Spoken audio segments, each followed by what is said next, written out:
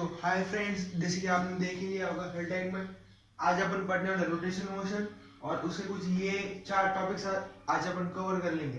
जिसकी एक rotation inertia क्या होता है वो देखेंगे, फिर रेडियस ऑफ गायरेशन और अपन देखेंगे expression of rotation kinetic energy and torque, और इसके साथ अपन देखेंगे and expression of angular momentum,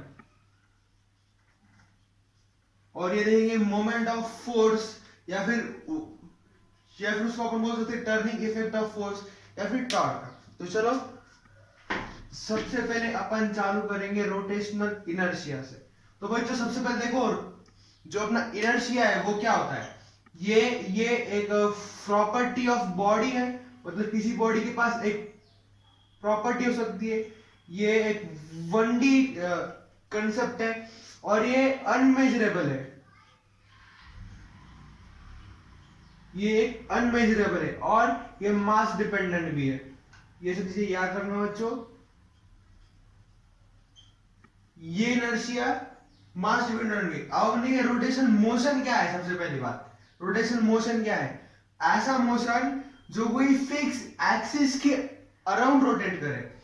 जैसे कि सपोज ये अपन ने कोई भी एक बॉडी ले ली, ये उसका फिक्स रोटेशन है, ये ऐसा ऊपर ऑरेंज निकल रहा है, ये उसका एक फिक्स रोटेशन पाथ है। वो बस ये एक फिक्स पॉइंट है, फिक्स पॉइंट। ये तुम बोल सकते एक्सिस, एक फिक्स एक्सिस है, वो बस उसके अलाउंग रोटेट करेगा, क्लॉकवाइज या एंटी क्लॉकवाइज। और एक मोशन होता है बच्चों अपने रोटेशन डायनामिक्स में, जो कि होता है सर्कुलर मोशन।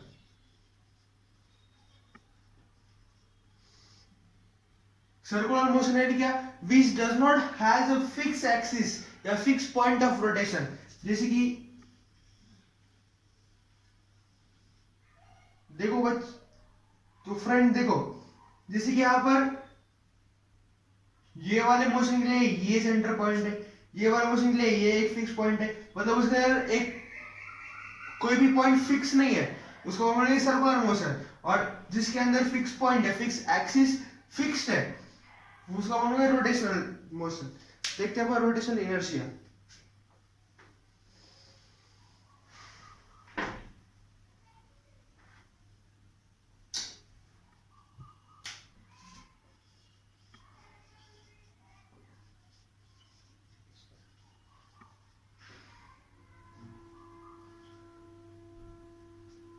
तो गाइस, रोटेशनल इनर्शिया एक 2D कंसेप्ट है। ये एक स्केलर क्वांटिटी है।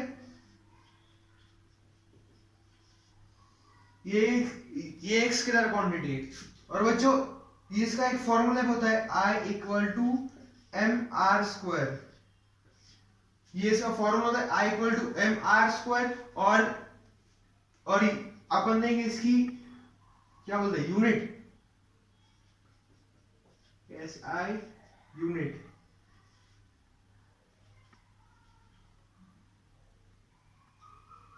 kg मीटर स्क्वायर या फिर और ग्राम सेंटीमीटर स्क्वायर। ये होता है MKS सिस्टम में, ये होता है CGS सिस्टम में। और बच्चों, अगर अपने को एंटायर बॉडी की इनर्शिया अगर निकालना है तो फिर बच्चों उसके लिए अपने पास ये फॉर्मूला हो जाएगा I ऑफ बॉडी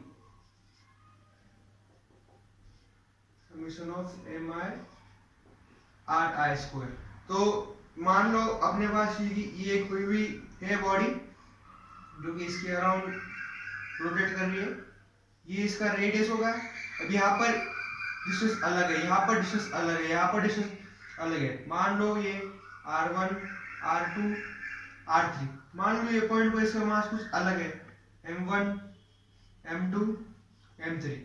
तो इसका ये ऐसा हो सकता है।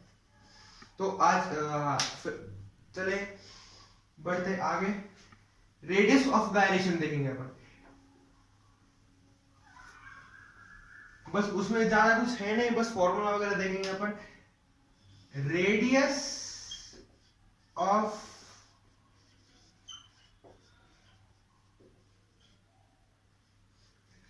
ऑफ गायरेशन देखेंगे बच्चों। जो कि इसका फॉर्मूला होता है I इक्वल टू एम के स्क्वायर। चलो मैं इसका आपको प्रूफ भी देता हूं।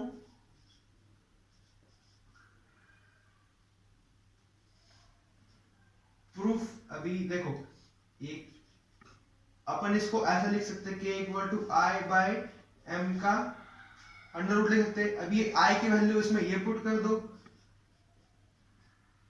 के equal to M R square. अपने पास आई का एक फॉर्मूला, आई मतलब इनर्शिया होता है कुछ, I equal to M R square हो जाएगा, ये हो जाएगा एम और ये रूट में ये कैंसिल होगा, के इक्वल टू आर, ये होगा अपना रेडियस ऑफ गायरेशन। अब इसका स्ट्रक्चर अगर आपको देखना है तो आप ये ऐसा देख सकते हो, इसको अपन आर ना मानते हुए के मान लिया और ये होगा एम।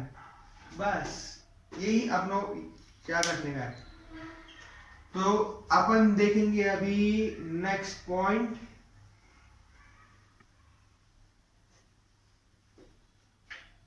हाँ, तो अपने को देखने का है एक्सप्रेशन ऑफ काइनेटिक एनर्जी।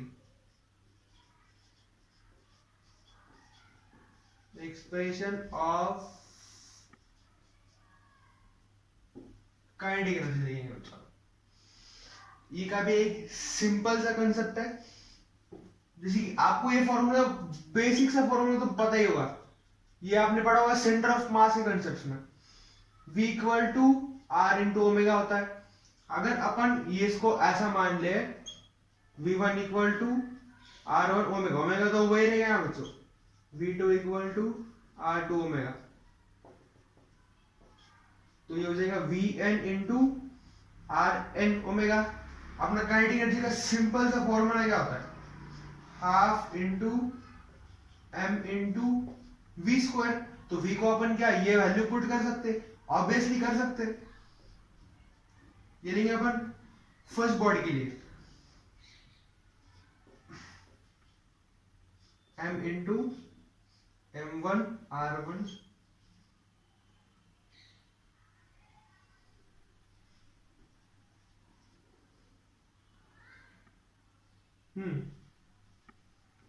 यहाँ पे v का स्क्वायर है ना। तो अगर अपन nth बॉडी के लिए, nth बॉडी के लिए हो जाएगा half into M N R N square omega square. तो क्या क्या अपन इसको ऐसा भी लिख सकते हैं ना, हाफ। अभी मान लो बहुत सारे बॉडी के लिए, जैसे कि m2 r2 square omega square, ऐसा ऐसा करते करते अगर, तो अपन इसे m1 r1 square plus m2 r2 square ऐसा करते करते, और ये जो ओमेगा है वो तो कांस्टेंट रहेगा।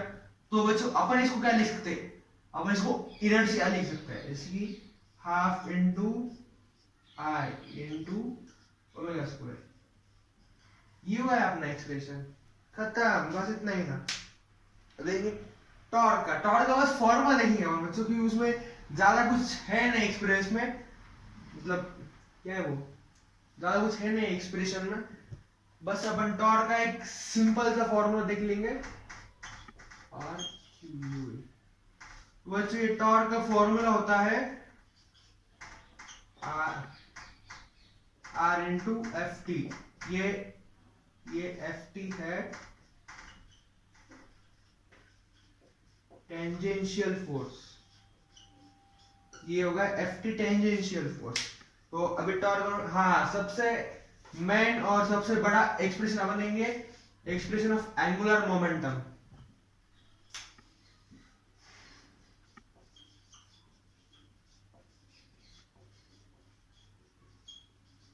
जो कि होता है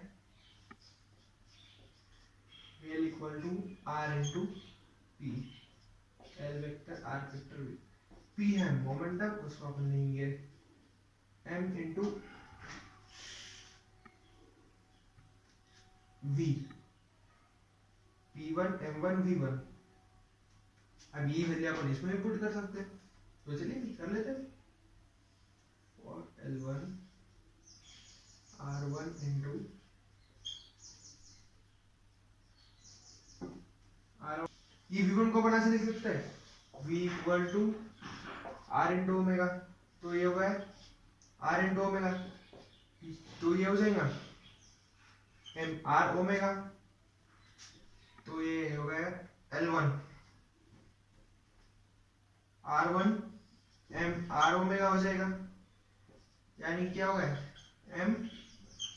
एम आर स्क्वायर ओमेगा, यानी कि एम आर स्क्वायर होता है बच्चों I inertia, L1 equal to I into omega. और बच्चों दो बॉडीज के लिए अपन ने ये भी देखा होगा, दो बॉडीज के लिए I1 omega 1 equal to I2 ये होता है ओमेगा 2, ये हो गया दो बॉडीज के लिए। तो अपन ऐसा L ये फॉर्मूला बच्चों फॉर टू बॉडीज। अभी क्या था अपना फॉर्मूला L1 इंटू आई इंटू ओमेगा, अभी ये दोनों की वैल्यूज हम रिप्लेस कर सकते हैं, V equal to R into omega, omega हो जाएगा V बाय आर, और ये तो अपने इनर्शिया का तो अपने इसका तो मालूम है एम आर स्क्वायर। चलिए वैल्यूज पुट कर लेते हैं, M R square into V by R, ये आर से स्क्वायर गया तो हो जाएगा L into M R V, ये एक फॉर्मूला होगा। और बच्चों अपन ये फॉर्मूला ऐसा वेक्टर फॉर्म में अगर लिखे तो वो हो जाएगा कुछ ऐसा,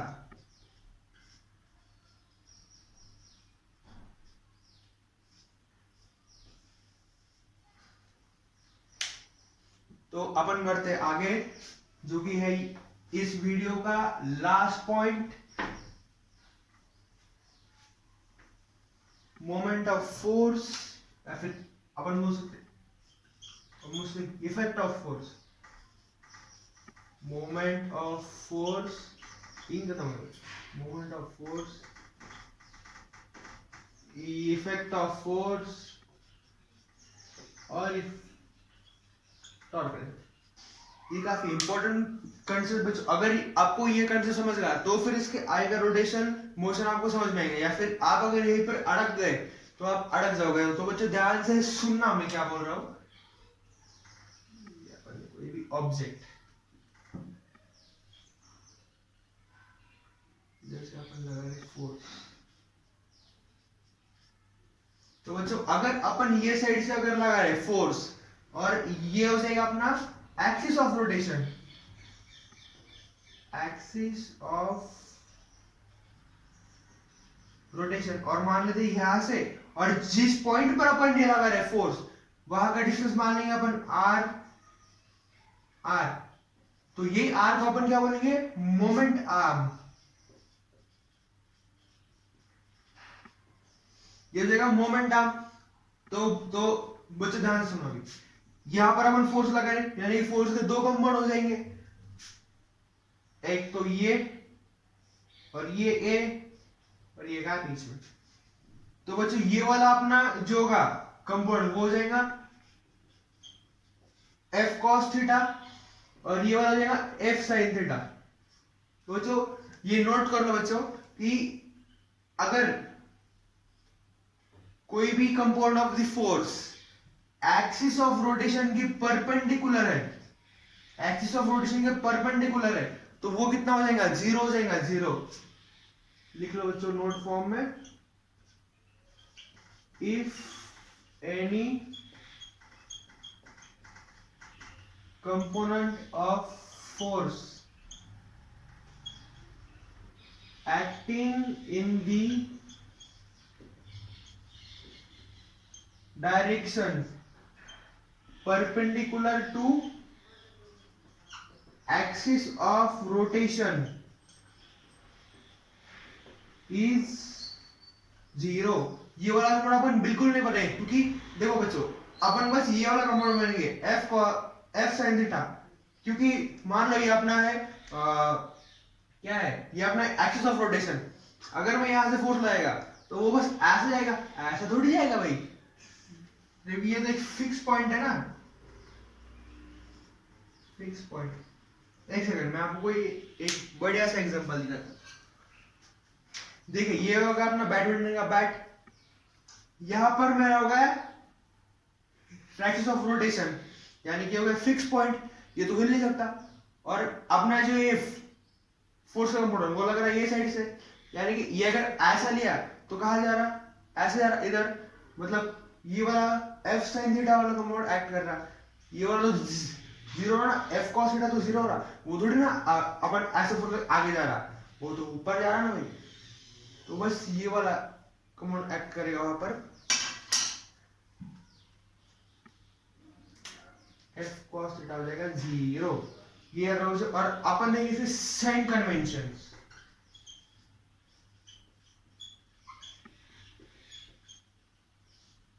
बच्चों आपको इतना तो मालूम होगा, ये सपोज है क्लॉक है, क्लॉक में हमने वजह दे 3, हाँ ये अपना क्लॉक है। अब अपना क्लॉक फिरता है ये वाला डायरेक्शन में, यानी कौन सी डायरेक्शन में, क्लॉकवाइज। तो अगर कोई भी बॉडी इसके अपोजिट डायरेक्शन में अगर रोटेट करती तो उसको अपन क्या बोलते, एंटी क्लॉकवाइज। बात सही है बच्चों।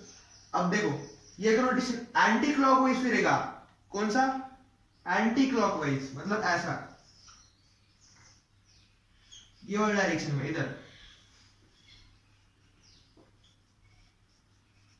एंटी क्लॉकवाइज, तो वो होगा पॉजिटिव लेंगे अपन उसमें, टॉर्क क्या लेंगे, टॉर्क लेंगे पॉजिटिव। तो बच्चों ये एक बात नोट करो, अगर 1D रहा तो अपन लेंगे फोर्स, अगर 2D रहा तो वहां पे अपन लेंगे टॉर्क, ये बच्चों याद रखो।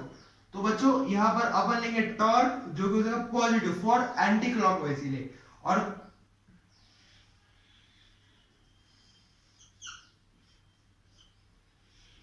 अपने क्लॉकवाइज के लिए ये हो जाएगा निगेटिव, क्या हो जाएगा निगेटिव, टॉर्क, टॉर्क निगेटिव होगा बच्चों अपना, टॉर्क निगेटिव होगा।